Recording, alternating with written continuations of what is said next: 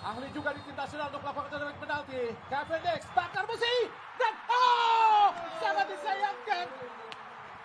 Verdom tadi gagal kita lihat tadi dari. Ya, halo, assalamualaikum warahmatullahi wabarakatuh. Mudah-mudahan kalian semua sehat-sehat dan baik-baik aja. Oke, ya selamat berpuasa bagi yang menjalankan. Jangan lupa untuk selalu meningkatkan amal dan ibadah kita, ya. Apalagi yang wajib. Nah, untuk jangan sampai terlewat. Oke. Masih di suasana hari ini, hari kedua pasca pertandingan kita melawan Australia yang kita babak belur di Sydney. Ya, kalau di konten sebelumnya kita ngomongin tentang perjudian, perjudian yang ya dilakukan oleh Pak Erick Thohir gitu ya. Tentunya sebuah perjudian yang high risk ya, mengandung resiko yang sangat tinggi gitu ya. Ya itulah memang, tapi ya mau bagaimana gitu. Di satu sisi adalah ketika kita berandai-andai, misalnya perjudian ini berhasil kan kita senang, ya kan? Gitu ya. Tapi masalahnya sayangnya perjudian ini untuk sementara di partai ini memang gagal ya di pertandingan menghadapi Australia. Kita gagal dan ya bukan hanya gagal 1 atau 2-0, tapi kita babak belur ya. Ya memang itulah yang memang harus resiko yang harus kita hadapi gitu ya. Yang harus kita hadapi. Tapi ya sekarang menurut gue pribadi udah nggak penting lagi kita ngomongin masalah ini berarti sebuah perjudian yang gagal dari Erick Thohir gitu ya. Ini adalah sebuah Erick Thohir out atau STY meneriakkan menggaungkan kembali STY.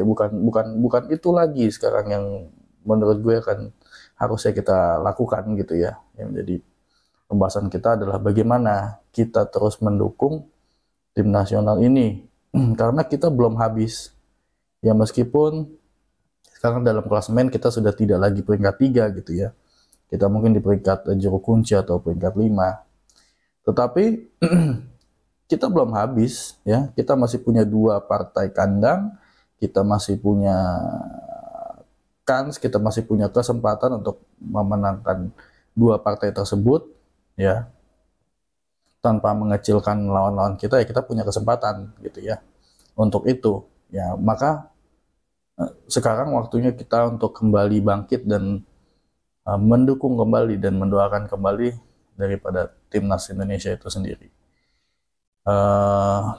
Ya gue sendiri juga merasa sekarang masih cukup kecewa ya, jelas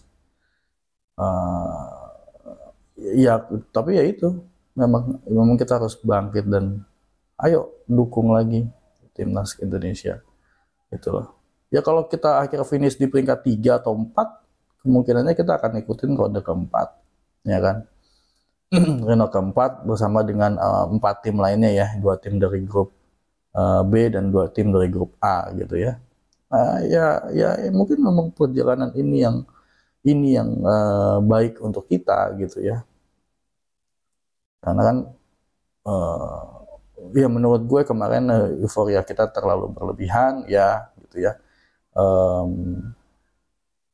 Seakan-akan kita ini sudah jauh lebih kuat dan lebih hebat ya, kita harus akui itu gitu. Tetapi ya kembali kita disadarkan bahwa ya memang segala sesuatu itu tidak bisa segampang itu gitu ya. Ada proses, dan ada resiko yang harus diambil gitu ya. Ada kemungkinan juga kita untuk kalah dan menang dan sebagainya. Nah, ya itulah memang yang terjadi realita ya. Memang seperti yang gue bahas konten gue sebelumnya, sebenarnya masih di awal ya. Ini titiknya ini ada di penaltinya Kevin Dix ya, menurut gue. Kalau Kevin Dix berhasil melakukan itu, otomatis kita akan di atas angin. Australia akan sedikit ini kalang kabut juga gitu ya. Tapi masalahnya Kevin Dix gagal, dan mereka mereka juga dapat penalti. Nah, sesimpel itu kan, mereka dapat penalti dan masuk.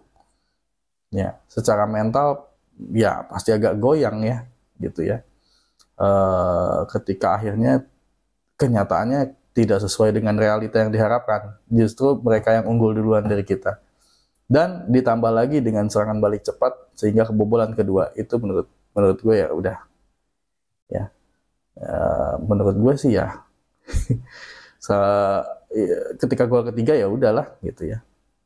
Mungkin kalau yang seperti gue bilang di konten sebelumnya, kalau kita nggak bisa ngegolin sampai akhir babak pertama ya udah selesai gitu ya. Sebenarnya seperti itu. Tanpa mengecilkan semangat di babak kedua gitu, karena ya kalau sudah gitu kan main juga ya gue ngebayangin juga ya gitu. Main juga sudah bingung juga, pengennya cepat ngegolin gitu, awalnya pengennya cepat ngegolin dan cepat ngejar ketinggalan gitu, dan itu pasti biasanya nggak efektif. Dan ya apakah ini salahnya Kevin Dix? Ya nggak juga ya, memang kita suwe di situ, memang kita nggak beruntung aja menurut gue ya, kita nggak beruntung dan itu terjadi. Dan kabar yang gue dapatkan dari berbagai sumber adalah Kevin Dix cukup terpukul ya dengan hal itu gitu. Nah inilah yang kita harus lakukan sebagai supporter. Ya kita harus bangkitin kembali gitu, karena kita butuh Kevin Dix untuk pertandingan berikutnya melawan Bahrain, melawan China. Kita butuh Kevin Dix, butuh balik lagi seorang Jai Itzes ya, seperti Jai yang tangguh ya, berkoordinasi dengan ya, mungkin harusnya dicobanya dengan Rizky Ridho ya. Mungkin kalau sama Max Hilgers mungkin belum padu kali ya. Karena kan keseringan si Jai ini sama Rizky Ridho ya. Ya kalau menurut gue ya gitu. Nah, kalau kita lihat klasemen sekarang dengan hasil semalam, Jepang bisa mengalahkan Bahrain 2-0. Terus juga Saudi yang menang atas China 1-0. Ya, ini kita akan semakin terjepit gitu ya. Memang melawan Bahrain adalah partai hidup mati kita. Kalau kita bisa menang lawan Bahrain, bukan otomatis ya, setidaknya peluang kita untuk masuk ke peringkat 3 atau 4 masih cukup terbuka lebar. Tapi kalau kita babak belur juga melawan Bahrain di kandang kita, selesai menurut gue. Kita selesai. Secara mental pun udah kayaknya nggak ngangkat gitu ya melawan China. Dan sekarang otomatis Australia dengan poin 10 ada di peringkat 2, Saudi ada di peringkat 3 dengan poin 9, terus juga Bahrain dan China gitu ya. Bahkan kayaknya kita di bawah China ya jadinya ya, kayaknya begitu ya. Atau gue belum lihat lagi klasemennya, tapi berdasarkan hasil pertandingan semalam harusnya kita kelima ya, kelima atau keenam gitu ya. Jadi sesuatu yang tidak menguntungkan buat kita. Dan pertandingan berikutnya kita melawan Bahrain, lalu juga Australia yang akan melawan Saudi. Australia itu lawan apa ya? Jepang akan ketemu dengan Saudi. Australia melawan China ya. Ya. Pertandingan berikutnya seperti itu. Australia lawan China, Jepang lawan Saudi, kita melawan Bahrain. Mudah-mudahan kita bisa menang lawan Bahrain, Jepang bisa kalahin Saudi, ya harapan kita itu. Dan Australia bisa kalahin Cina. Udah itu aja lah. Ya harapan kita. Karena kalau Cina bisa sampai mengalahkan Australia, wah ini sengit terjadi. Kita bisa menang lawan Bahrain misalnya, terus Saudi bermain imbang lawan Jepang, kita China menang sama Australia. Wah ini pasti seru juga nih, masih rame nih pertandingan berikutnya. Dan ini ya kemungkinan kita menyodok ke peringkat kedua juga masih ada gitu ya. Tapi kalau menurut gue ya realistisnya kita ke 3, ke 4 aja lah sekarang. Kita nggak usah muluk-muluk. Kita lihat dulu nanti pertandingan lawan Bahrain gimana. Mudah-mudahan kita bisa menang. Syukur-syukur, berharapnya mudah-mudahan ya. Insya Allah bisa menangnya 2 atau 3-0 kan pengennya gitu ya. Pengennya kan lebih bagus lagi gitu ya kalau kita bisa menang dengan lebih dari 1 gitu. Meskipun nggak gampang, kembali lagi nggak ada yang gampang. Tapi dalam sepak bola semuanya bisa terjadi kan. Bisa jadi mereka tiba-tiba ada miskomunikasi di mana gitu ya. Agak kebobolan terus ada gol cepat lagi kayak kemarin Australia. Siapa sekarang yang menyangka bahwa Australia akan menang dengan begitu luar biasanya 5-1 menghadapi pemain Indonesia.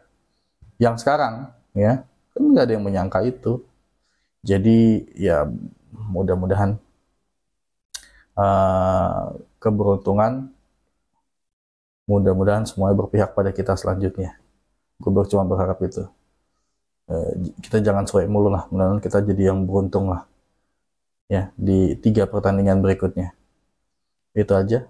Dan sekali lagi jangan hujat pemain, jangan hujat pelatih.